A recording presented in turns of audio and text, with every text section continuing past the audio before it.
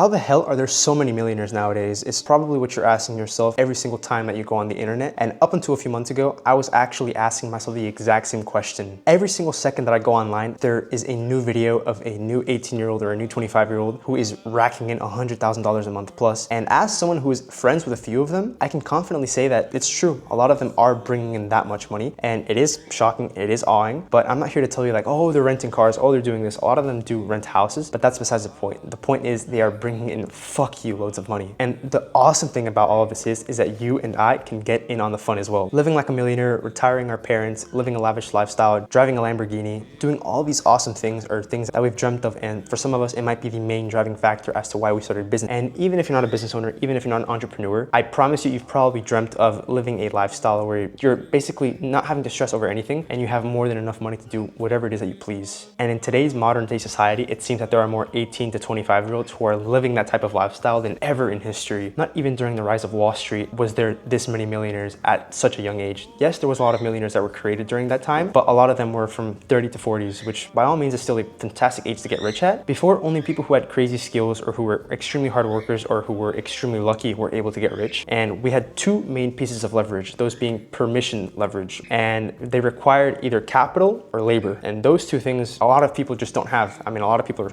lazy and stupid, and a lot of people, they really just do not want to work. And on the other case, there's people who just don't have money in order for them to print more money. Like for example, Warren Buffett, who was able to attain the level of wealth that he has today by investing all the previous wealth that he had. One of my favorite things about the modern day society is that those pieces of leverage are no longer the only ways of getting rich. We have new forms of leverage, which are permissionless pieces of leverage, which are media and code. And with these two things, even if you're stupid, you can print millions and millions of dollars. It has been done over and over and over. There's people like Joe Rogan who gets paid hundreds of millions of dollars for bringing on, of course, some dope ass guests to his podcast. But for the most part, there's nothing crazy to what he does. Same thing with Mr. Beast. What Mr. Beast does is a bit more complicated and a bit cooler in my opinion than what Joe Rogan does, but they are bringing in hundreds of millions of dollars a year simply from media. And then on the other hand, we have pieces of code like Bitcoin, which is bringing in billions and billions of dollars per year by just having a simple piece of labor, which is code. Of course, there are a bunch of other intricacies that go into it, but for the most part, it's code that made that new era of billionaires. Same with Mark Zuckerberg, same with Elon Musk. The modern era of billionaires were all either made with media or code. But how exactly can you and I become rich? Isn't this all saturated? Is there really enough for me as well? When in reality, there is a huge amount of abundance in the world and in the universe of money. One of my favorite mottos is the money has been printed, you just have to go and get it. All you really need to do is provide a skill and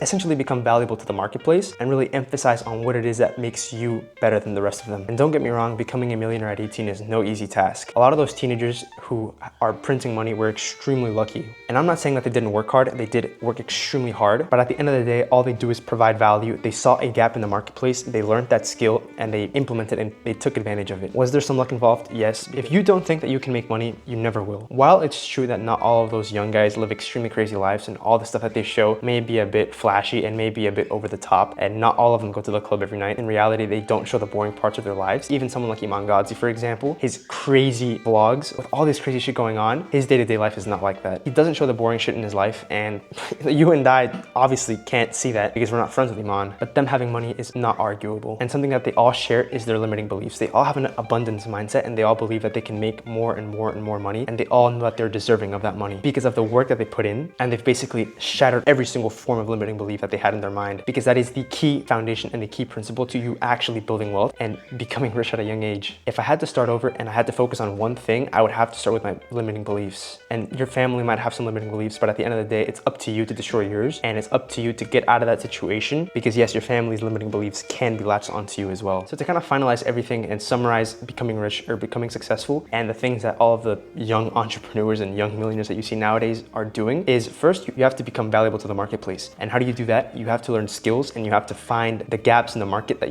you can put those skills into. One that's popping off right now is AI automation. If you can really double down and learn AI automations, people will pay you to automate their lives. Is it easy? Fuck no. I've tried it, not my favorite thing. I'm much more of a media type of guy, and that's exactly another thing that you can learn, media, and help businesses with their content strategy, YouTube, short form, anything. And once you start learning those skills, my personal recommendation is for you to offer them for free. Get experience in and get in-field practice. And then once you get a lot of in-field practice and once you feel confident enough to actually sell it, then you can go out and start marketing your services and actually selling it for a price. And the cool thing about doing free work at first is not only do you build your skill set, but you also build connections. For the people who like your services will have to pay you to keep you, they can refer you, and they can give you testimonials, which, to be fair, testimonials are not the best in my opinion. opinion, at least for a service-based business and whenever you're first starting. Once you're scaling, testimonials are great, but at first, more than anything, it's the trust that they have with you and that the value that they see that you can provide to them directly. You get what you deserve. So the more value that you bring to the marketplace, the more you will be rewarded. By the way, I did make a PDF breakdown on kind of studying the top dogs in the industry, like Learn by Leo, Alex Hormozi, Iman Gadzhi, and I put all of it into one PDF. So if you are interested in that, check it out. Links in the description below. All you have to do is fill out the form and it'll get sent right to your email. And I actually put in around a month's worth of work into this. So if you want to save yourself a month's worth of studying, I would definitely recommend for you to check it out. And if you are a coach or a consultant or just want to learn a bit more about YouTube, I would recommend for you to check this video out.